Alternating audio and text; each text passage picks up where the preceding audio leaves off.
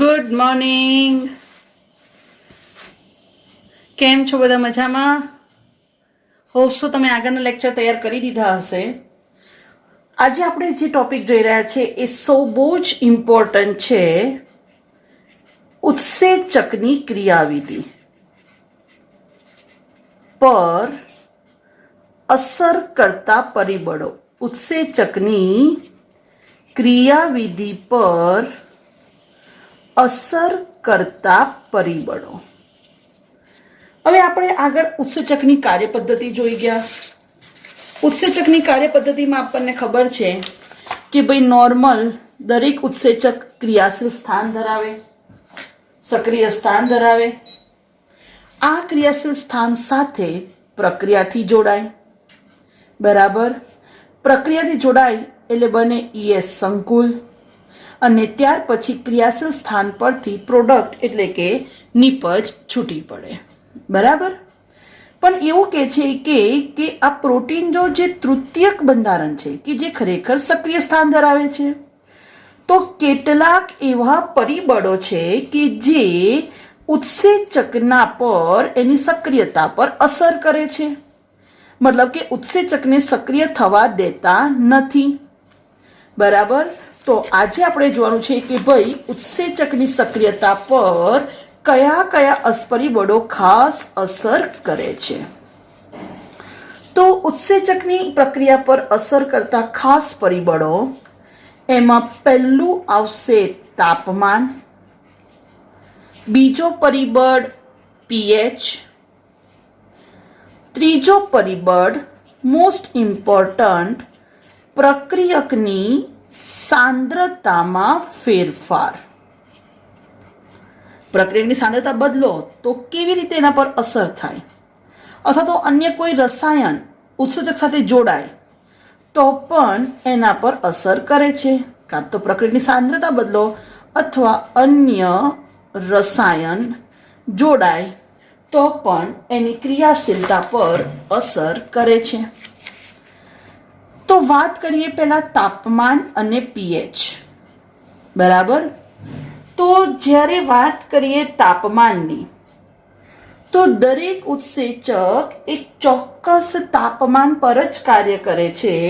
જો તાપમાન ખૂબ નીચું હોય કે તાપમાન ખૂબ ઊંચું હોય તો ઉત્સેચકો સક્રિય રહી શકતા નથી. મતલબ કે તાપમાનની મર્યાદિત ક્ષેત્ર વિસ્તારમાં કામ કરે છે. બરાબર? ઓકે. અને જે મહત્તમ તાપમાન પર કાર્ય કરે, બરાબર, એનું મહત્તમ તાપમાન કહેવાય અથવા ઓપ્ટિમમ ટેમ્પરેચર કહેવાય. કેવું કહેવાય? એનું ઓપ્ટિમમ ટેમ્પરેચર. બરાબર? ઓકે. હવે અહીંયા આલેખ દોરાયેલો છે, નીટમાં પૂછાયેલો છે. અહીંયા છે ઉત્સેચકની ક્રિયાશીલતા અને pH. બરાબર? કે ભાઈ જેમ જેમ pH વધે એમ કાર્ય થાય, ચોક્કસ pH પર મહત્તમ કાર્ય. બરાબર? પછી બહુ જ pH વધી જાય તો પ્રક્રિયાનો વેગ વધતો નથી. જો શરૂઆતમાં પ્રક્રિયા થાય ચોક્કસ pH સુધી, પછી જો બહુ જ pH વધી જાય તો પ્રક્રિયાનો વેગ ઘટી જાય. સેમ તાપમાન માટે, કે તાપમાન વધે એમ પ્રક્રિયાનો વેગ વધે, પણ અમુક ચોક્કસ તાપમાન, જેમ કે આપણું નોર્મલી 37 થી 40 ડિગ્રીની આસપાસ તાપમાન મહત્તમ. પછી જો તાપમાન વધે, જો તાપમાન પછી વધશે, આ તાપમાનનો વધારો, બરાબર, સોરી, અહીંયા તાપમાન વધશે તો 37 સુધી ઇટ્સ ઓકે, પણ 37 ડિગ્રીથી પછી તાપમાન વધશે તો પ્રક્રિયાનો વેગ ઘટશે. ખ્યાલ આવી ગયો? 37 ડિગ્રીએ મહત્તમ પ્રક્રિયા થશે, મેક્સિમમ ES કોમ્પ્લેક્સ ફોર્મ થશે. પણ ત્યાર પછી અહીંયા ટેમ્પરેચર છે, તાપમાન, તો ત્યાર પછી તાપમાન વધશે તો પ્રક્રિયાનો વેગ ઘટશે. આ નીટમાં પૂછાયેલો ગ્રાફ છે, ખાસ ધ્યાન રાખજો pH માટે અને તાપમાન. બરાબર? આ તમારો yx પર ઉત્સેચકની સક્રિયતા, કેટલો ઉત્સેચક સક્રિય રહી શકે છે, અને x અક્ષ પર pH અને તાપમાન. બરાબર? હવે ખાસ ધ્યાન રાખવાનું કે તાપમાન માટે તો આ સમજ્યું. બરાબર? ઓકે, ચલો પહેલા હું તમને એ આગળનું કરાવી દઉં.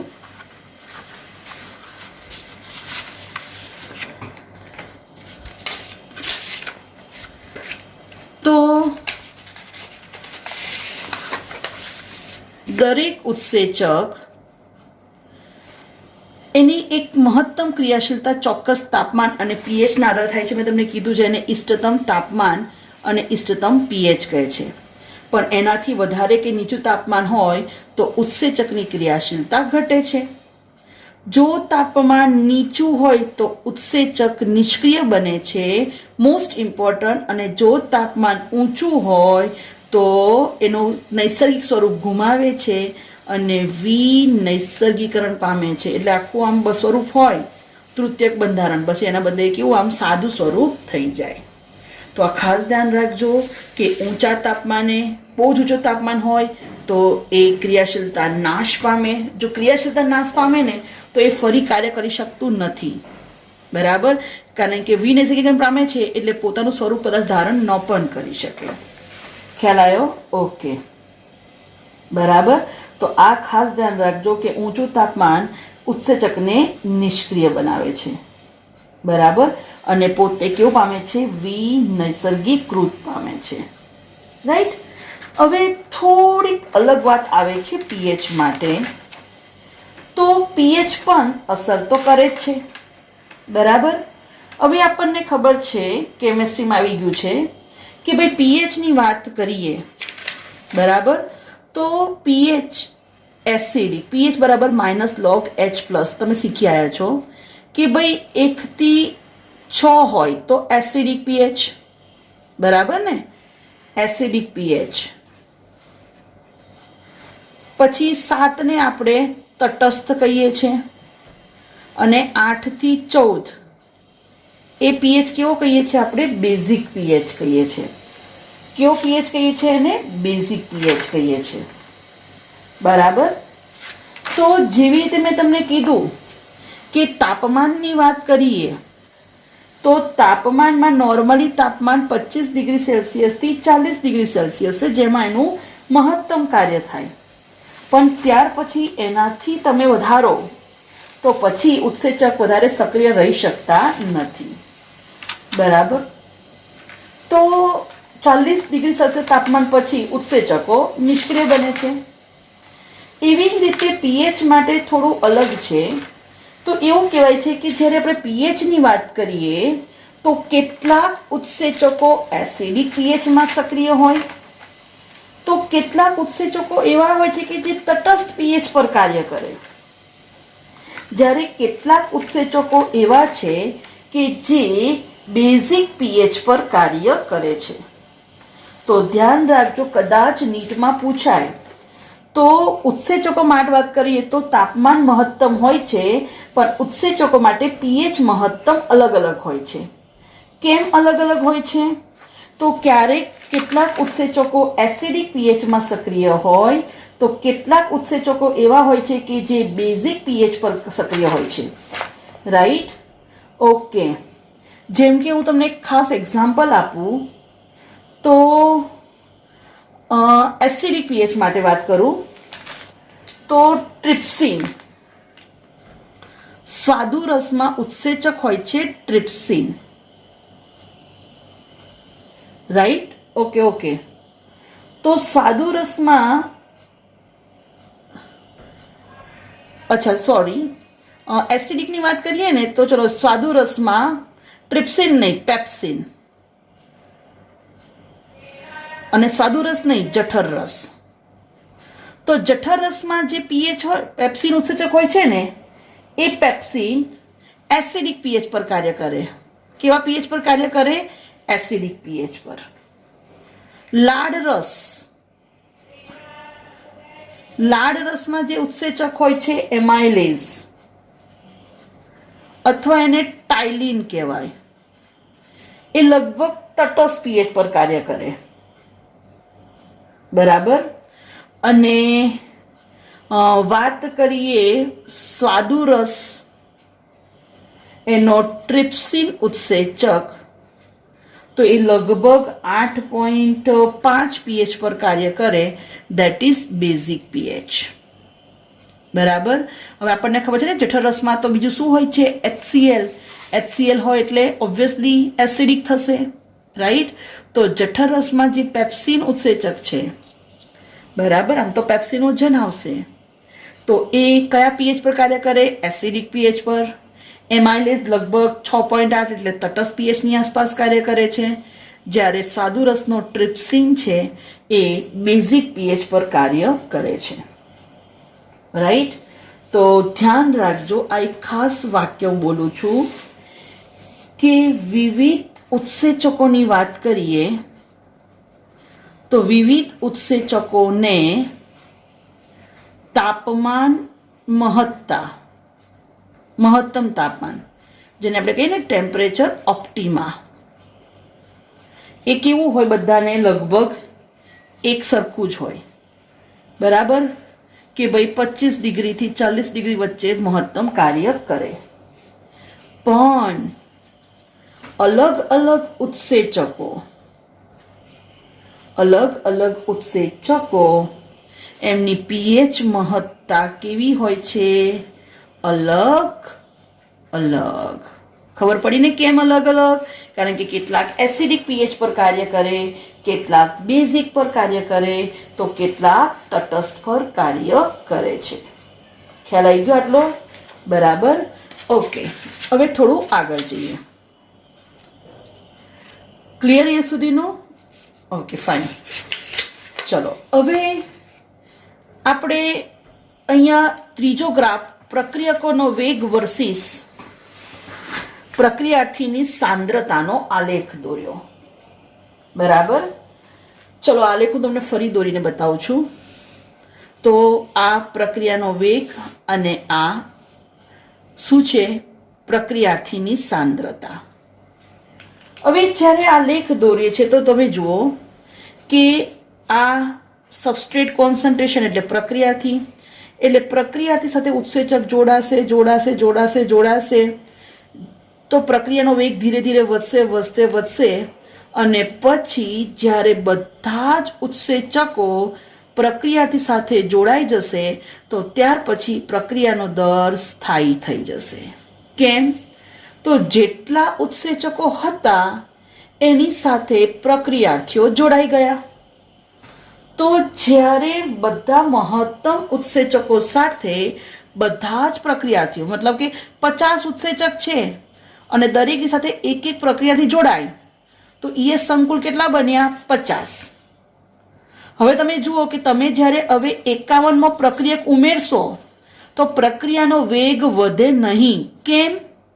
કારણ કે ઉત્સેચક જ 50 છે તો 50 ઉત્સેચક સાથે 50 પ્રક્રિયાર્થી જ જોડાશે. રાઈટ? ખબર પડી? જેમ કે વરરાજ સમૂહ લગ્ન છે તો સમૂહ લગ્ન હોય એટલે ખબર છે ને, બધા બહુ જ ત્યાં ભેગા થઈને, મતલબ કે દુલ્હા દુલ્હન હોય તો સમૂહ લગ્નમાં જો 60 દુલ્હા હશે તો દુલ્હન સામે 60 જ હશે. અહીંયા વધારે હશે તો પણ નહીં ચાલે, અહીંયા ઓછા હશે તો પણ નહીં ચાલે. દુલ્હા 60 છે, સમજી લો કે બીજી નવી 5 દુલ્હન આવી ગઈ તો 65ના લગ્ન નહીં થાય, કારણ કે દુલ્હા 60 છે તો લગ્ન 60 વ્યક્તિના જ થશે. 60 મેલ અને 60 ફિમેલ જોડાશે અને લગ્ન થશે. બાકીની 5 દુલ્હનના લગ્ન નહીં થાય. કેમ? કારણ કે દુલ્હા અવેલેબલ નથી. એવી જ રીતે જેટલા ઉત્સેચક હશે એટલા જ પ્રક્રિયાથી જોડાશે. ત્યાર પછી પ્રક્રિયાનો વેગ સ્થાયી થશે. તો આ વેગ કે દર કે જેમાં મહત્તમ ઉત્સેચકો સાથે મહત્તમ પ્રક્રિયાથી જોડાઈ ગયા, જેનો વેગ મહત્તમ હોય છે, એને કહેવાય વી મેક્સિમમ. તો વી મેક્સિમમ એટલે મોટા ભાગના ઉત્સેચકો સાથે પ્રક્રિયાઓથી જોડાયા એટલે પ્રક્રિયાનો વેગ ખૂબ જ વધારે હોય છે. બરાબર? તો વી મેક્સિમમ ખ્યાલ આવી ગયો? પ્રક્રિયાનો વેગ મહત્તમ કે જ્યારે એની સાથે બધા જ ઉત્સેચકોના ક્રિયાશીલ સ્થાન પર કોણ જોડાઈ ગયું છે? પ્રક્રિયાર્થી. અને મહત્તમ ES કોમ્પ્લેક્સ બની ગયા છે તો આ વેગને કહેવાય વી મેક્સિમમ. હવે સમજી લો કે હું આનું અડધું કરું તો આ અડધાને શું કહેવાય? Vmax/2. બરાબર છે ને? અહીંયા પ્રક્રિયા મહત્તમ તો અહીંયા પ્રક્રિયાનો વેગ કેવો હશે? અડધો. હવે સાંભળજો હું શું કહી રહી છું જ્યારે પ્રક્રિયાનો વેગ અડધો હોય, જ્યારે પ્રક્રિયાનો વેગ અડધો હોય એ વખતે જે પ્રક્રિયાર્થીની સાંદ્રતા છે એને કહેવાય કે એમ. મોસ્ટ ઇમ્પોર્ટન્ટ 100% પૂછાશે, ધ્યાન રાખજો કે Km ઇઝ ઇક્વલ ટુ શું? તો મેં કહી દીધું Km is equal to V max by 2. આ Km ને કહેવાય મિસેલસ મેન્સન ઇક્વેશન અથવા મિસેલસ મેન્શન આંક. બરાબર, Km એટલે શું? મિસેલસ મેન્શન આંક. તો Km is equal to V max by 2. આ 100% ધ્યાન રાખજો. બરાબર, ઓકે, ખ્યાલ આવી ગયો? Km is equal to V max by 2. બરાબર, ઓકે. તો જેટલું ઉત્સેચક સાથે પ્રક્રિયાથી જોડાશે, બરાબર, એટલો જ Km એનો ઊંચો હશે. બરાબર, ઓકે, ખ્યાલ આવી ગયો? ઓકે, તો Km અને Km ઇઝ ઇક્વલ ટુ ખાસ ધ્યાન રાખજો વી મેક્સ બાય 2. બરાબર, તો આ થયો આનો Km. વી મેક્સ એટલે મહત્તમ પ્રક્રિયાનો દર કે જેમાં બધા ઉત્સેચક સાથે પ્રક્રિયાથી જોડાય છે. તો જુઓ સ્ટુડન્ટ્સ, અત્યારે આપણે બે પરિબળો જોયા, એક તાપમાન અને એક પીએચ.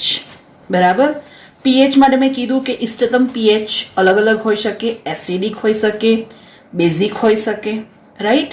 પણ ઇષ્ટતમ તાપમાન લગભગ બધા ઉત્સેચકો માટે સરખું હોય. ખૂબ નીચું તાપમાન હોય તો ઉત્સેચક એ ક્રિયાશીલતા ગુમાવે છે, મતલબ કે નિષ્ક્રિય બને છે. અને જો તાપમાન ઊંચું હોય તો ઊંચા તાપમાને શું થાય છે કે પ્રોટીન વિનૈસર્ગીકરણ પામે છે. બરાબર, તો આ મોસ્ટ ઇમ્પોર્ટન્ટ, નીચા તાપમાને નિષ્ક્રિય થઈ જાય છે અને ઊંચા તાપમાને વિનૈસર્ગીકરણ પામે છે. હવે નેક્સ્ટ આવે છે પ્રક્રિયા સાંદ્રતા.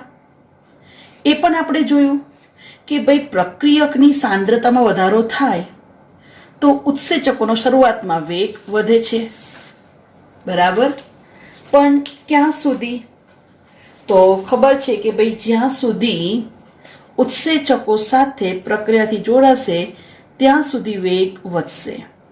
પણ પછી જો ઉત્સેચકોના બધા ક્રિયાશીલ સ્થાન સાથે જો પ્રક્રિયાથી જોડાઈ જશે ત્યાર પછી વેગ વધતો નથી. બરાબર, તો જ્યારે મહત્તમ પ્રક્રિયાનો વેગ હોય તો આપણને ખબર છે શું કીધું એને આપણે? વી મેક્સિમમ. અને વી મેક્સિમમ પછી તમે ભલે ને પ્રક્રિયકની સાંદ્રતા વધે પણ પ્રક્રિયાનો વેગ વધતો નથી. કેમ?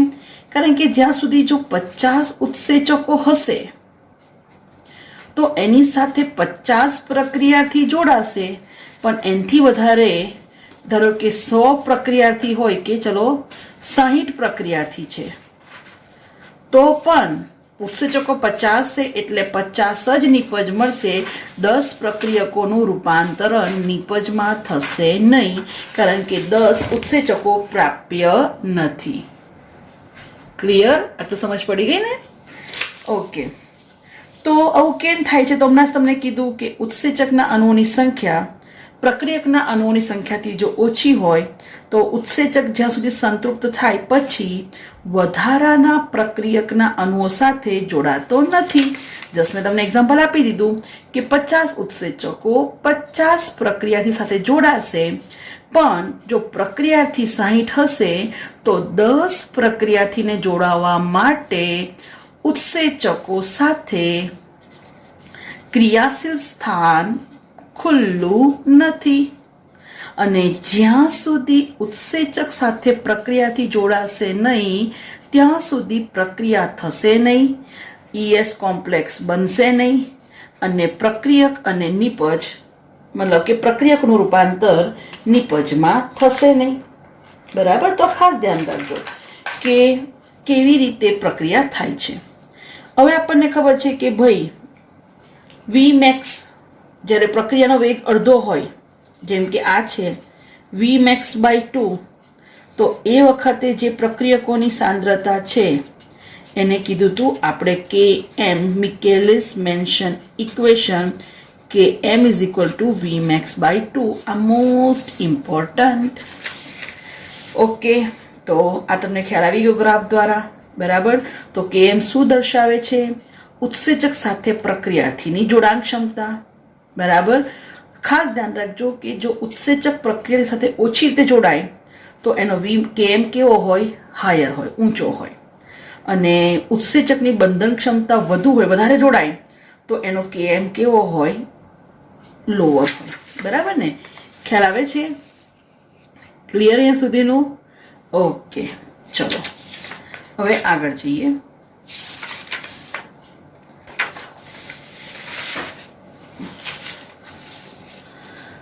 હવે કોઈ પણ ઉત્સેચકની ક્રિયાશીલતા વિશિષ્ટ રસાયણો કે જે ઉત્સેચક સાથે જોડાય છે તેની હાજરીમાં સંવેદનશીલ હોય છે, બરાબર. તો હવે એવું કે છે કે જો કોઈક બહારનો રસાયણ, જો અન્ય કોઈ રસાયણ ઉત્સેચક સાથે જોડાય અને એની પ્રક્રિયાને અટકાવી દે તો એ જે રસાયણ છે એને કહેવાય અવરોધન કર્યું કહેવાય. અને એ પ્રક્રિયાને અવરોધે છે એ ઘટકને કહેવાય અવરોધક. શું કહેવાય એને? અવરોધક, રાઈટ. તો હંમેશા ધ્યાન આપો કે જેમ કે આ ઉત્સેચક છે, આ ઉત્સેચક સાથે જોડાવાનું હતું આ પ્રક્રિયાર્થીને, પણ એના બદલે જો આ પ્રક્રિયાથી જોડાઈ ગયો, બરાબર. ખરેખર જોડાવાનું હતું આને, પણ જોડાઈ ગયો અન્ય ઘટક, તો અન્ય ઘટક અહીંયા કહેવાશે અવરોધક. કેમ? કારણ કે પ્રક્રિયાને અવરોધ્યું. કેમ અવરોધ્યું? તો ઉત્સેચક સાથે જોડાણ થવાનું હતું પ્રક્રિયાર્થીનું, પણ પ્રક્રિયાર્થીને થવા ના દીધો અને અન્ય કોઈ રસાયણ જોડાઈ ગયું, તો આ જે રસાયણ છે એને કહેવાય અવરોધક. એને ઇંગ્લિશમાં કહેવાય ઇન્હિબિટર. શું કહેવાય એને? ઇન્હિબિટર, બરાબર. ઓકે, હવે એકચ્યુઅલી આપણી બુકમાં નથી પણ થોડુંક એડિશનલ તમને કરાવું કે જ્યારે આ અવરોધકો જોડાય તો એના આધારે જે અવરોધન થાય છે, અવરોધન 3 પ્રકારના.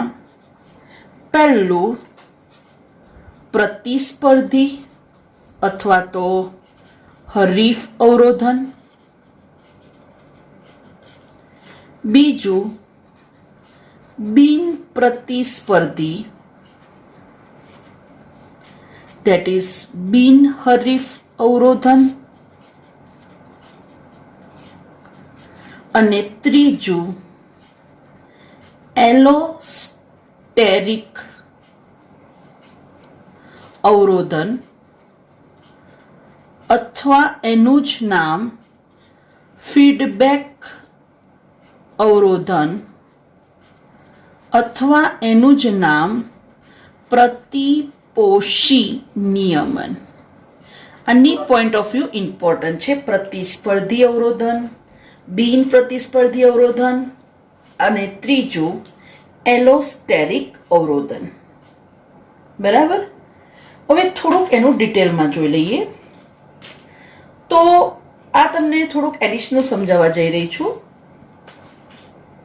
પહેલી વાત કરીએ પ્રતિસ્પર્ધી. પ્રતિસ્પર્ધી એટલે કોમ્પિટિટિવ.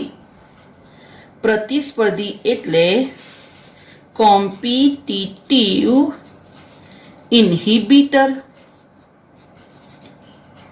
બરાબર. કોમ્પિટિટિવ, જ્યાં કોમ્પિટિશન થાય છે, બરાબર. એટલે અવરોધક એની આણ્વિક સંરચના, એનું બંધારણ એવું હોય છે કે લગભગ કોને મળતું આવે છે? પ્રક્રિયાર્થીને મળતું આવે છે. અને જ્યારે આવું સંયોજન પ્રક્રિયાર્થીને મળતું આવે છે ત્યાર પછી એ ઉત્સેચકની ક્રિયાશીલતાને અવરોધે છે, બરાબર. શું કરે છે? ઉત્સેચકની ક્રિયાશીલતાને અવરોધે છે. ટૂંકમાં અહીંયા અવરોધક અને પ્રક્રિયાર્થી બંને દેખાવમાં લગભગ એક સરખા છે, એટલે બંને કહેવાય એકબીજાના પ્રતિસ્પર્ધી. જસ્ટ કે હીરો છે પણ બે બહેનો સીતા અને ગીતા બંને દેખાવમાં સરખી હોય, સીતાને પણ લગ્ન કરવું છે અને ગીતાને પણ હીરો સાથે લગ્ન કરવું છે, તો દેખ્યું બંને દેખાવમાં સરખા છે, બરાબર. તો જ્યારે બંને એક સરખા હોય અને સ્પર્ધા કરે તો એને કહેવાય પ્રતિસ્પર્ધી અવરોધક, બરાબર. શું કહેવાશે આને? પ્રતિસ્પર્ધી અવરોધક. હવે પ્રતિસ્પર્ધી અવરોધક તમને હું થોડું સમજાવું. તો જેમ કે અહીંયા તમે જોઈ શકો છો કે પ્રતિસ્પર્ધી અવરોધકમાં આ સમજી લો કે તમારો ઉત્સેચક છે, બરાબર. આ ઉત્સેચક એની આ ક્રિયાશીલ સ્થાન છે. ઉત્સેચકના ક્રિયાશીલ સ્થાન સાથે જોડાવાનું છે. હવે નોર્મલી કેવું હોય તો ઉત્સેચકના ક્રિયાશીલ સ્થાન સાથે કોણ જોડાય? પ્રક્રિયાથી, ધેટ ઇઝ એસ એટલે સબસ્ટ્રેટ. હવે જેવો પ્રક્રિયાથી છે એવો જ અવરોધક છે, એટલે ઉત્સેચકના ક્રિયાશીલ સ્થાન પર સ્પર્ધા થાય છે. કોના કોના વચ્ચે? તો પ્રક્રિયાર્થી વચ્ચે અને અવરોધક વચ્ચે. હવે ઇનકેસ સમજી લો કે અહીંયા પ્રક્રિયાથી પણ જોડાયો અને અહીંયા અવરોધક પણ જોડાયો, એટલે તમે ખબર પડી શકે કે 50% પ્રક્રિયાથી જોડાયો અને 50% અવરોધક જોડાયો. હવે અવરોધક તો વિલન છે, એટલે જ્યારે અવરોધક જોડાશે તો નિપજ મળશે નહીં, એટલે એ જગ્યા કેવી થઈ જશે? બ્લોક થઈ જશે, બરાબર. મતલબ કે એ ક્રિયાશીલ સ્થાન બંધ થઈ જશે. હવે સમજો કે 50% તો કામ પૂરું થઈ ગયું, કારણ કે અવરોધક છે, એટલે પ્રક્રિયાથી જોડાશે એટલે નિપજ બનશે, પણ કેટલી નિપજ બનશે? 50%. હવે આ જ 50% એટલે ખબર પડી ગઈ કે હવે ઉત્સેચકો કેટલા સક્રિય છે? 50%. અગેન પાછળ એની સાથે પ્રક્રિયા થશે, 50% હશે એટલે અગેન સ્પર્ધા થાય, એટલે 25% ઉત્સેચકો જોડાશે. કોની સાથે? પ્રક્રિયાથી સાથે. તો 25% જગ્યા પર કોણ જોડાશે? અવરોધકો. ઇનિબિટર એટલે કોણ? અવરોધક. તો હવે ખબર પડી, અગેન તમને નિપજ મળશે ખાલી 25%. કેમ? કારણ કે ઉત્સેચકો 50% છે, પણ 50% માંથી અડધા સાથે જોડાય છે પ્રક્રિયાથી અને અડધા સાથે જોડાય છે અવરોધક. તો તમે જોઈ શકો છો કે ધીરે ધીરે 25%, બરાબર, એમાંથી પાછી નિપજ મળશે 12%, એમાં પણ 6%. તો ધીરે ધીરે તમે જોઈ શકો છો કે શું થાય છે? નિપજનું પ્રમાણ ઘટે છે. કેમ? કારણ કે અહીંયા અવરોધક સ્પર્ધા કરે છે. કેમ સ્પર્ધા કરે છે? ક્રિયાશીલ સ્થાન સાથે જોડાવા માટે, બરાબર. તો ધ્યાન રાખજો, અહીંયા હરિત પ્રક્રિયાથી સાથે સ્પર્ધા કરે છે, બરાબર. અને કેમ સ્પર્ધા કરે છે? તો મેં હમણાં જ કીધું કે ક્રિયાશીલ સ્થાન સાથે જોડાવા માટે. તો આ એક બહુ જ મોસ્ટ ઇમ્પોર્ટન્ટ છે કે સક્સિનેટ છે એક પ્રક્રિયાર્થી છે. આ સક્સિનેટ ડિહાઇડ્રોજિનેસ ઉત્સેચકની હાજરીમાં ઉત્સેચક છે એટલે મેં લખી દીધું ઈ એન્ઝાઇમ, અને એનું રૂપાંતર થાય છે ફ્યુમરેટમાં. તો સક્સિનેટ સબસ્ટ્રેટ જોડાય છે કોની સાથે? સક્સિનેટ ડિહાઇડ્રોજિનેસ એટલે એસ અને ઈ જોડાય તો મળશે નિપજ પી પ્રોડક્ટ. સક્સિનેટનું જેવું બંધારણ છે સેમ એવું બંધારણ છે મેલોનેટ. એટલે મેલોનેટ શું કરશે કે ખરેખર જ્યાં જોડાવાનું હતું સક્સિનેટને, એના બદલે જોડાઈ જશે મેલોનેટ, બરાબર. તો સક્સિનેટ ડિહાઇડ્રોજિનેસનું અવરોધન કરે છે કોણ? મેલોનેટ. આ 100% નીટમાં પૂછાયેલો પ્રશ્ન છે અને 100% પૂછાશે, એની શક્યતાઓ બહુ જ બધી છે, બરાબર. ખ્યાલ આવી ગયો? તો આ થયું તમારી પ્રતિસ્પર્ધી અવરોધન, ધેટ ઇઝ હરીફ, બરાબર, કોમ્પિટિટિવ ઇન્હિબિશન. હવે મોસ્ટ ઇમ્પોર્ટન્ટ કીધું છે કે ભાઈ આ ઘટના પ્રતિવર્તી છે, મતલબ કે આ ઘટનાને પાછી બેક કરી શકાય. કેવી રીતે? તો સિમ્પલ યાર, સ્પર્ધા થાય છે અવરોધક સાથે, પણ તમે પ્રક્રિયાથીનું પ્રમાણ એટલું બધું ઉમેરી દો કે જેમ કે અહીંયા 50 ઉત્સેચક છે, 50 ઉત્સેચક સાથે સમજી લો કે 25 પ્રક્રિયાથી જોડાયા અને 25 અવરોધક જોડાયા, આવી કન્ડિશનમાં જો તમે 50 ઉત્સેચકની સામે ધારો કે 100 પ્રક્રિયાથી કરી દો તો પ્રક્રિયાર્થીનું પ્રમાણ વધશે તો અવરોધકનું પ્રમાણ થોડુંક ઘટશે. તો મતલબ કે પ્રક્રિયાર્થીઓના ઉત્સેચક સાથે જોડાવાની શક્યતાઓ બહુ જ બધી બની જાય તો પ્રક્રિયકોનું રૂપાંતરણ નિપજમાં વધારે થાય. તો આ ખાસ ધ્યાન રાખવાનું કે જે પ્રતિસ્પર્ધી અવરોધન અથવા જેને આપણે કહીએ છીએ કોમ્પિટિટિવ ઇન્હિબિશન આ પ્રક્રિયા પ્રતિવર્તી છે. કેવી રીતે પ્રતિવર્તી? તો મેં કીધું કે જો 50 ઉત્સેચકો એની સાથે 25 પ્રક્રિયાથી તો 25 કોણ જોડાય? અવરોધક. તો તમને નિપજ મળશે ખાલી 25 નિપજ મળે. બરાબર. પણ જો આ જ કન્ડિશનમાં 50 ઉત્સેચકોની સાથે સમજી લો કે 75 પ્રક્રિયાર્થી કરો અને 25 અવરોધકો હશે તો સ્પર્ધા થશે પ્રક્રિયાર્થી અને અવરોધકો વચ્ચે. પણ પ્રક્રિયાર્થીનું પ્રમાણ વધારે છે તો એની જોડાવાની શક્યતાઓ બહુ જ બધી વધારે છે. તો મે બી કે આપણને 50 નિપજ બી મળી શકે અથવા મે બી કે 45 મળે. પણ જો 25 અવરોધક હોત અને 25 જોડાયા હોત તો નિપજ ખાલી 25 મળતી, એના બદલે અહીંયા 45 50 એવી નિપજ પણ મળી શકે છે. તો હું તમને સમજાવવા માંગુ છું કે આ જે પ્રતિસ્પર્ધી અવરોધન છે એ કેવું છે? પ્રતિવર્તી. આખી ઘટનાને રિવર્સ કરી શકાય, વધારે નિપજ મેળવી શકાય. કેવી રીતે? તો પ્રક્રિયાર્થીનું પ્રમાણ વધારીને પ્રતિવર્તી કરી શકાય. પણ કેવી રીતે? તો પ્રક્રિયાર્થીનું પ્રમાણ વધારીને. બરાબર. ચલો, તો આ પત્યું પહેલું ઉદાહરણ સક્સિનેટ. બરાબર, ખાસ ધ્યાન રાખજો. સક્સિનેટ ડિહાઇડ્રોજિનેસ. બરાબર.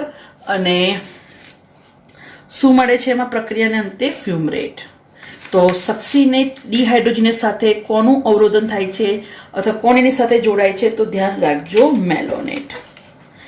એવું જ બીજું એક અગત્યનું ઉદાહરણ છે બેક્ટેરિયલ ઇન્ફેક્શન, એની સારવાર માટે સલ્ફા ડ્રગ્સ.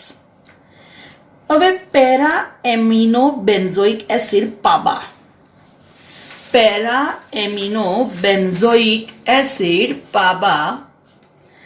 એવું કહેવાય છે કે આ para amino benzoic acid folic acid synthetase ઉત્સેચકની હાજરીમાં એનું રૂપાંતર થાય છે folic acid. Para amino benzoic acid folic acid synthetase ઉત્સેચકની હાજરીમાં એનું રૂપાંતર થાય છે ફોલિક એસિડમાં. એવું કહેવાય છે કે બેક્ટેરિયાની સામાન્ય વૃદ્ધિ અને પ્રજનન માટે ફોલિક એસિડ બહુ જ અગત્યનું છે. તો ટૂંકમાં જો આપણા શરીરમાં ફોલિક એસિડનું પ્રમાણ વધી જાય તો આપણને બેક્ટેરિયાનું ઇન્ફેક્શન ખૂબ જ ઝડપી થાય. બરાબર. તો જ્યારે ડોક્ટર આપણને દવાઓ આપે છે તો એમાં સલ્ફા ડ્રગ્સ હોય. તો સલ્ફા ડ્રગ્સ શું કરશે? તો આ સલ્ફા ડ્રગ્સ એનું બંધારણ લગભગ પાબા જેવું હોય છે. એટલે આ સલ્ફા ડ્રગ્સ ફોલિક એસિડ સિન્થેટેઝ સાથે જોડાઈ જશે. એટલે જ્યારે સલ્ફા ડ્રગ્સ ફોલિક એસિડ સિન્થેટેઝ સાથે જોડાશે એટલે હવે ફોલિક એસિડ બનશે નહીં. અને ફોલિક એસિડ નહીં બને એટલે હવે બેક્ટેરિયાની વૃદ્ધિ થશે નહીં. તો તમને ખ્યાલ આવ્યો કે ડોક્ટર જે દવાઓ આપે છે ડ્રગ્સ, તો ડ્રગ્સ કેવી રીતે કામ કરે? તો અહીંયા તમને એક પ્રકાર સમજાવ્યો, પ્રતિસ્પર્ધી અવરોધન હરીફ. બરાબર. તો અહીંયા તમે જુઓ કે ફોલિક એસિડ સાથે જોડાવા માટે, ફોલિક એસિડ સિન્થેટેઝ સાથે જોડાવા માટે પેરા એમિનો બેન્ઝોઇક એસિડ સાથે સ્પર્ધા કરે છે કોણ? સલ્ફા ડ્રગ્સ. આ એડિશનલ છે પણ નીટ માટે ઇમ્પોર્ટન્ટ છે. બરાબર. અચ્છા, હવે આ જ્યારે પ્રતિસ્પર્ધાની વાત કરી તો આ પ્રતિસ્પર્ધા બરાબર, એમાં બી એક હજુ ઉદાહરણ છે કે જેમ કે મિથેનોલ. બરાબર. ઓકે, તો એમાં એક ઉદાહરણ જોવાનું છે કે મિથેનોલ ટોક્સિસિટી હોય. ટોક્સિસિટી એટલે ઝેરીપણું. તો મિથેનોલ ટોક્સિસિટી હોય છે, બરાબર, એને દૂર કરી શકાય. કેવી રીતે? તો મિથેનોલ જેવું જ બંધારણ ધરાવે છે ઇથેનોલ, અને આ ઇથેનોલ જોડાશે કોની સાથે? આલ્કોહોલ ડિહાઇડ્રોજિનેઝ. તો મિથેનોલ નોર્મલી જ્યારે આલ્કોહોલ ડિહાઇડ્રોજિનેઝ સાથે જોડાય ત્યારે એ ઝેરીપણું પેદા કરે છે, પણ આ ઝેરીપણાને દૂર કરી શકાય ક્યારે? તો આલ્કોહોલ ડિહાઇડ્રોજિનેઝ સાથે મિથેનોલને બદલે કોણ જોડાય? ઇથેનોલ. બરાબર. ચલો, હવે આ એક ફરી મેં ગ્રાફ દોર્યો છે. તો તમે જોઈ શકો છો કે આ ગ્રાફમાં જે બ્લુ કલરનું દેખાય છે એ આપણું સામાન્ય ઉત્સેચકની કાર્ય પદ્ધતિ. બરાબર, આ આપણો સામાન્ય ઉત્સેચક, એટલે આ એનો મહત્તમ વીમેક્સ. અને આ તમને મેં જે દોર્યું છે એ છે તમારો પ્રતિસ્પર્ધી. કોણ છે? પ્રતિસ્પર્ધી. બરાબર. તો એ પણ ઉત્સેચક સાથે જોડાવા માટે સ્પર્ધા કરે છે. બરાબર. જ્યાં સુધી પ્રક્રિયાથી જોડા હશે ત્યાં સુધી ES સંકુલ બનશે. અને અહીંયા હવે એમનો ગ્રાફ સ્ટેબલ, મતલબ કે હવે માધ્યમમાં ઉત્સેચકો નથી. તો જ્યારે તમે પ્રતિવર્તી મતલબ કે પ્રતિસ્પર્ધીનો અહીંયા આલેખ દોરો છો, કોમ્પિટિટિવ ઇન્હિબિશન. બરાબર. તો આ કોમ્પિટિટિવ જે ઇન્હિબિશન છે, તમે જુઓ કે અહીંયા આ ઉત્સેચકનો ગ્રાફ છે, આ તમારા પ્રતિસ્પર્ધીનો આલેખ છે. બરાબર. તમે દેખી શકો છો કે બંનેમાં જ્યારે Vmax કરો છો તો બંનેનો Vmax તો સરખો જ છે, એટલે Vmax/2 કેવો થશે? સરખો જ થશે. બરાબર ને? કેમ? કારણ કે ક્યાં સુધી સ્પર્ધા થશે? જ્યાં સુધી ઉત્સેચક હશે ત્યાં સુધી. અને આ છે એનું મહત્તમ પ્રમાણ. બરાબર ને? આટલાથી વધારે આગળ પ્રક્રિયા થઈ શકશે નહીં. તો જ્યારે કોમ્પિટિટિવ ઇનિબિશનની વાત કરીએ તો Vmaxમાં કોઈ સુધારો થતો નથી, પણ તમે જુઓ કે Km વેલ્યુ વધે છે. સામાન્ય ઉત્સેચક હોય એની Km વેલ્યુ કેવી છે? ઓછી. કેમ? કારણ કે એમાં ફટાફટ ઉત્સેચક જોડાય છે. પણ જે અવરોધક છે એની Km વેલ્યુ દેખી તમે વધારે છે. બરાબર. તો જ્યારે પણ કોમ્પિટિટિવ ઇન્હિબિશનની વાત કરીએ તો કોમ્પિટિટિવ ઇન્હિબિશનમાં Vmaxમાં કોઈ ફરફાર પડતો નથી, પરંતુ Km વેલ્યુ વધે છે. તમે જોઈ શકો છો. આ સામાન્ય ગ્રાફ ઉત્સેચક માટે અને આ એના પ્રતિસ્પર્ધી માટે. બરાબર. ઓકે, તો આ પત્યું પહેલું પ્રતિસ્પર્ધી અવરોધન, અથવા એને હરીફ અવરોધન પણ કહેવાય. મેં તમને આ એક્ઝામ્પલ બધા એડિશનલ આપ્યા છે. ચલો, હવે બીજું નોન કોમ્પિટિટિવ, જેને બિન પ્રતિસ્પર્ધી કહેવાય. બિન પ્રતિસ્પર્ધીમાં તમે જુઓ કે અહીંયા આ ઉત્સેચક છે. ઉત્સેચકની ક્રિયાશીલ સ્થાન પર જોડાવાનું કોને છે? પ્રક્રિયાર્થીને. હવે સમજી લો કે આ માધ્યમમાં અવરોધક આવી ગયો. આ અવરોધક જ્યારે ઉત્સેચક સાથે જોડાય છે ત્યારે એ ઉત્સેચક સાથે ક્રિયાશીલ સિવાયના અન્ય સ્થાને જોડાય છે, અને એની સાથે જોડાઈને એની રચનામાં એવા ફેરફારો પ્રેરે છે કે જેથી હવે આ ઉત્સેચકનું ક્રિયાશીલ સ્થાન એવું બદલાઈ ગયું કે જેથી આ ઉત્સેચક સાથે અન્ય કોઈ પ્રક્રિયાથી જોડાઈ શકતું નથી. હવે એની રચના જ એવી બદલાઈ ગઈ કે અન્ય કોઈ પ્રક્રિયાથી જોડાશે નહીં, એટલે પ્રક્રિયા થશે નહીં, અને જ્યારે પ્રક્રિયા નહીં થાય તો નિપજ નહીં બને. બરાબર. તો દેખો અહીંયા સ્પર્ધા નથી, અહીંયા તો સીધો અટેક કરી દીધો. બરાબર. બે સરખા હોય તો સ્પર્ધા થાય, અહીંયા તો અવરોધકે કામ પૂરું જ કરી દીધું. કેવી રીતે? તો અવરોધક જોડાઈ ગયો ઉત્સેચક સાથે અને એને એવા ફેરફારો કર્યા કે જેથી હવે ઉત્સેચકનું ક્રિયાશીલ સ્થાન એવું બદલાઈ ગયું કે એની સાથે હવે કોઈ પ્રક્રિયાથી જોડાઈ શકતો નથી. અને જ્યારે કોઈ પ્રક્રિયાથી જ ન જોડાય તો નિપજ બનશે નહીં. દેટ ઇઝ બિન પ્રતિસ્પર્ધી. અને બિન પ્રતિસ્પર્ધી અને આ ઘટના કેવી છે? બિન પ્રતિવર્તી. હવે અહીંયા ઓલરેડી એની ક્રિયાશીલ સ્થાન જ એવું બદલાઈ ગયું છે કે એમાં તમે ગમે તેટલા પ્રક્રિયકો નાખો પણ એની સાથે પ્રક્રિયા થશે નહીં, બીકોઝ એનું ક્રિયાશીલ સ્થાન બદલાઈ ગયું છે. બરાબર. ઓકે, જસ્ટ તમને એક એક્ઝામ્પલ હું બતાવી દઉં કે કેવી રીતે આ પ્રક્રિયા થાય છે. બરાબર. ઓકે,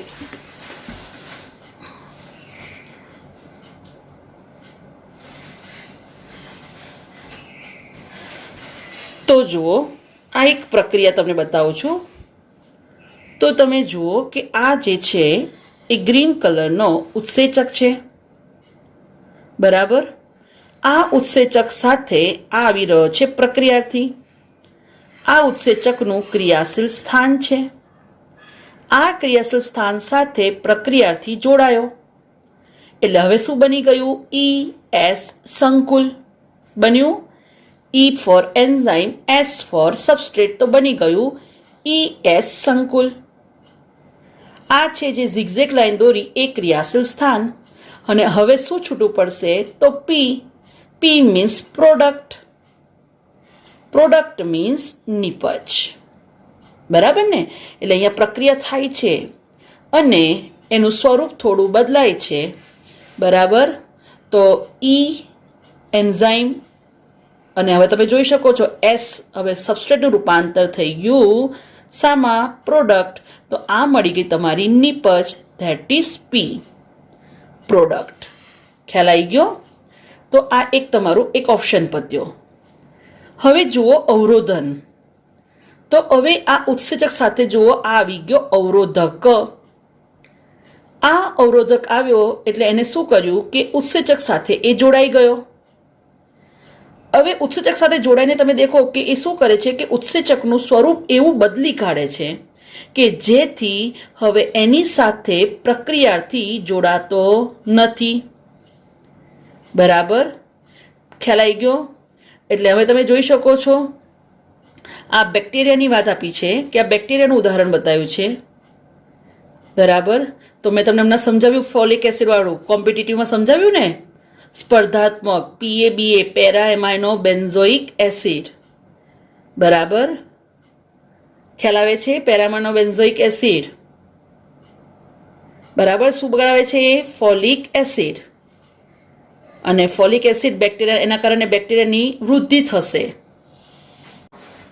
આ તમને બતાવ્યું કેવી રીતે સ્પર્ધા થાય છે. તો આ ઉત્સેચક, આ તમે જોઈ શકો છો ઉપર એનું ક્રિયાશીલ સ્થાન, એની સાથે પ્રક્રિયાથી જોડાયો તો બન્યું ES કોમ્પ્લેક્સ અને બની છૂટી નિપજ. ચલો હવે આગળ જઈએ. તો નોન કોમ્પિટિટિવ. હવે આગળ જોઈએ તો તમે જોયું કે સ્પર્ધા બે પ્રકારની છે, એક બિન સ્પર્ધાત્મક અને સ્પર્ધાત્મક. બરાબર. હજુ એક ઉદાહરણ જોઈ લો. તો જુઓ આ પ્રક્રિયાથી એની સાથે જુઓ શું થયું? અવરોધક આઈને જોડાઈ ગયો. એટલે જ્યારે અવરોધક જોડાશે તો શું થાય છે કે અવરોધક જોડાય છે એટલે પેલા પ્રક્રિયાથી માટે સ્થાન નહોતું. અને અહીંયા જુઓ અવરોધક શું કર્યું? કન્ફર્મેશનલ ચેન્જ એટલે અવરોધક જ્યારે જોડાયો તો ઉત્સેચકનું સ્થાન એવું બદલી કાઢ્યું કે એની સાથે હવે પ્રક્રિયાથી જોડાતો નથી. દેખ્યું, આખું એનું સ્વરૂપ બદલી કાઢ્યું. તો જો આ સામાન્ય કાર્યપદ્ધતિ, એમાં આ ઉત્સેચક છે, આ પ્રક્રિયાર્થી છે, આ એનું ક્રિયાશીલ સ્થાન છે જ્યાં પ્રક્રિયાર્થી જોડાયો એટલે બન્યું ES સંકુલ. એટલે શું છૂટું પડ્યું? નિપજ. તો જો રેગ્યુલર પ્રક્રિયા, પ્રક્રિયક જોડાયો, નિપજ બની, નિપજ મુક્ત થઈ. તો જુઓ, આ ઉત્સેચક, આ પ્રક્રિયાર્થી, આ ઉત્સેચકનું ક્રિયાશીલ સ્થાન છે જ્યાં પ્રક્રિયાર્થી જોડાયો તો બન્યું ES સંકુલ. અને હવે એના પરથી છૂટું પડ્યું ક્રિયાશીલ સ્થાન પરથી નિપજ.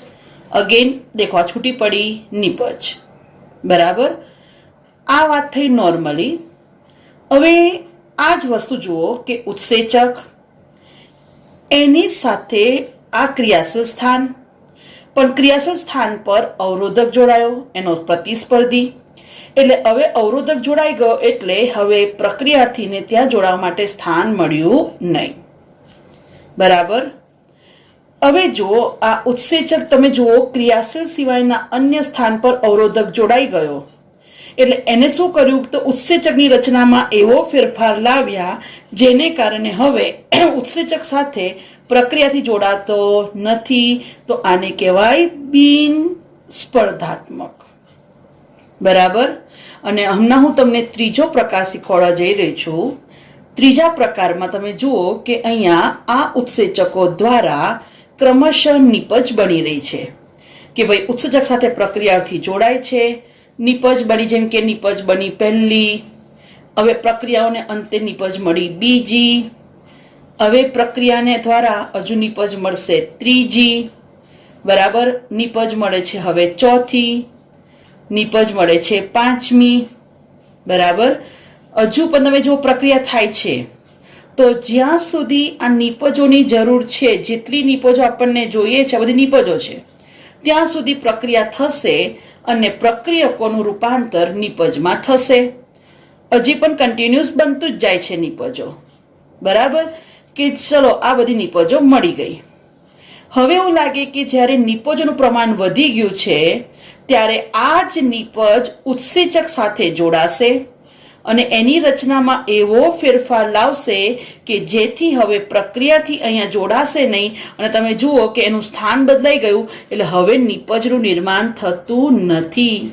તો નિપજ પોતે જ અહીંયા જોડાયો અને પોતાનું કામ અટકાવ્યું તો એને કહેવાય પ્રતિપોષી નિયમન. શું કહેવાય એને? પ્રતિપોષી નિયમન. ખ્યાલ આવી ગયો? તો આ તમે જુઓ અગેન, ઉત્સેચક એના ક્રિયાશીલ સ્થાન સાથે જોડાયો, પ્રક્રિયક, અને બની નિપજ. ખ્યાલ આવી ગયો? ઓકે. તો આપણે જોયું, વિડીયોમાં પણ જોયું કે સ્પર્ધા 3 પ્રકારની. પહેલું પ્રતિસ્પર્ધી. પ્રતિસ્પર્ધીમાં તમે જોયું કે ઉત્સેચકોના ક્રિયાશીલ સ્થાન સાથે જોડાવા માટે પ્રક્રિયકો અને અવરોધકો બંને શું કરે છે? સ્પર્ધા. કારણ કે બંને દેખાવમાં એક સ્પર્ધા સરખા છે. બીજો બિન પ્રતિસ્પર્ધી જોયું કે જેમાં અવરોધક ઉત્સેચક સાથે જોડાય છે અને એનું સ્વરૂપ એવું બદલે છે કે જેથી પ્રક્રિયાથી એની સાથે જોડાઈ શકતો નથી. હવે એક ઉદાહરણ નીટ માટે મોસ્ટ ઇમ્પોર્ટન્ટ, જેમ કે સાયનાઇડ. આ સાયનાઇડ સાઇટોક્રોમ ઓક્સિડેઝ તમારે આવશે બીજાનું પરિવહન તંત્ર. એ ઓક્સિડેશન રિડક્શન રિએક્શનમાં સાઇટોક્રોમ ઓક્સિડેઝ સાથે કોણ જોડાય છે? સાયનાઇડ. તો બિન પ્રતિસ્પર્ધી અવરોધ સાયનાઇડ ખાસ પૂછાય છે.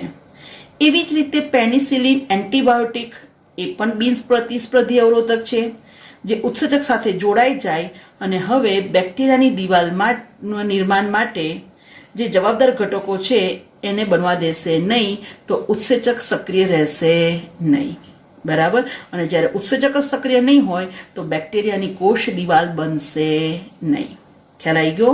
તો જ્યારે બેક્ટેરિયાની કોષ દિવાલના નિર્માણ માટે જવાબદાર ઉત્સેચક સાથે પેનિસિલિન એન્ટીબાયોટિક જોડાય તો ઉત્સેચકનું સ્થાન એવું બદલાઈ જાય છે કે જેથી એ બેક્ટેરિયાની કોષ દિવાલનું નિર્માણ કરી શકતું નથી. તો જુઓ અહીંયા આલેખ દોર્યો છે. આ આપણો સામાન્ય ઉત્સેચક, આ એનો Vmax, તો આ એનો Vmax by 2 અને એનો Km. અને જ્યારે અવરોધક માટે ગ્રાફ દોરીએ તો જુઓ એનો Vmax બરાબર, તો અહીંયા થશે Vmax by 2 તો Km. તો ખાસ ધ્યાન રાખજો કે બિન પ્રતિસ્પર્ધી જે પ્રક્રિયા છે એમાં Km ની વેલ્યુ બદલાતી નથી, પરંતુ Vmax બદલાય છે. બરાબર, કારણ કે અવરોધકોનો Vmax કેવો હોય, ઓછો, તમને ગ્રાફ પરથી જ દેખાય છે. અને આ પ્રક્રિયા ઇરિવર્સિબલ, બિન પ્રતિવર્તી, મતલબ કે તમે અહીંયા પ્રક્રિયકોનું પ્રમાણ વધારો તો પણ ઉત્સેચકનું ક્રિયાશીલ સ્થાન પોતાનું મૂળ સ્વરૂપ ધારણ કરી શકતું નથી. આવું જ એક ત્રીજું ઉદાહરણ છે એસિટાઇલ કોલાઇન. એસિટાઇલ કોલાઇનની વાત કરીએ તો એ એસિટાઇલ કોલાઇન એસ્ટરેઝ ઉત્સેચક, એની હાજરીમાં એનું રૂપાંતર થાય છે એસિટિક એસિડ અને કોલાઇનમાં.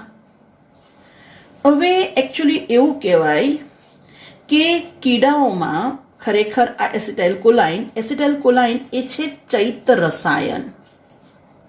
શું છે? ચૈત્ય રસાયણ સંદેશાઓનું વહન કરે છે. હવે નોર્મલી જ્યારે સંદેશાનું વહન આવી રીતે થાય કે એસિટાઇલ કોલાઇનનું એસિટિક એસિડ અને કોલિનમાં રૂપાંતર થાય. પણ આ જે એસિટાઇલ કોલાઇન એસ્ટરેઝ ઉત્સેચક, એને ACHE લખાય, એસિટાઇલ કોલાઇન એસ્ટરેઝ, એની સાથે જ્યારે મેલાથાયોન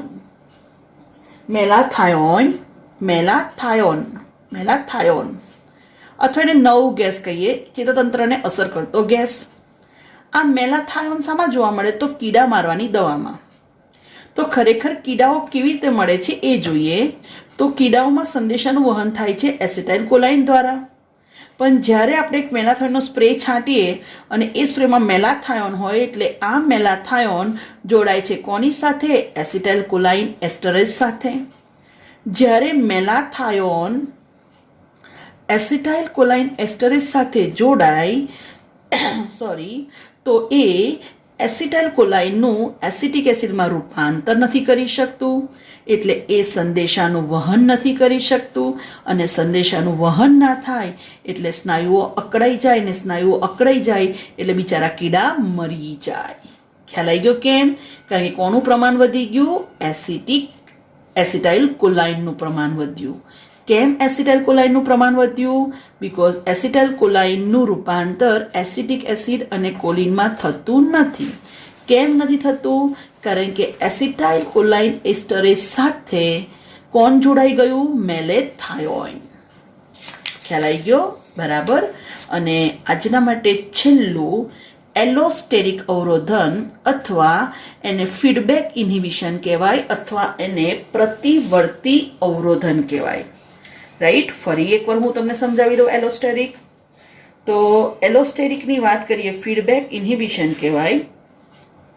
એમાં શું થાય છે પહેલા સમજી લો કે ગ્લુકોઝ એટીપીની હાજરીમાં હેક્ઝોકાઇનેઝ ઉત્સેચકની હાજરીમાં ફેરવાય છે ગ્લુકોઝ 6 ફોસ્ફેટમાં. બરાબર. તો હવે સમજી લો કે ગ્લુકોઝ 6 ફોસ્ફેટ આપણે એના 100 અણુઓ જોઈએ છે. બરાબર. તો એના માટે 100 ગ્લુકોઝ જોઈએ. બરાબર. તો ગ્લુકોઝ 6 ફોસ્ફેટના આપણે 100 અણુ જોઈએ અને ધારો કે 99 બને, તો આપણે શું કરીશું? હેક્ઝોકાઇનેઝને સક્રિય કરીશું કે ભાઈ ચાલ ફટાફટ ગ્લુકોઝનું રૂપાંતર ગ્લુકોઝ 6 ફોસ્ફેટમાં કરો. તો જ્યારે અણુઓ ઓછા બને અને આપણે અણુઓ વધારે જોઈએ છે, ત્યારે આપણે ઉત્સેચકને ઉત્તેજિત કરીએ છીએ. કેમ? તો નિપજનું નિર્માણ કરવા માટે એને પ્રેરિત કરીએ છીએ. તો આને કહેવાય પોઝિટિવ ફીડબેક. પણ સમજી લો કે 110 ગ્લુકોઝ 6 ફોસ્ફેટ બની જાય. બનાવવાના કેટલા હતા? 100, પણ બની ગયા 110.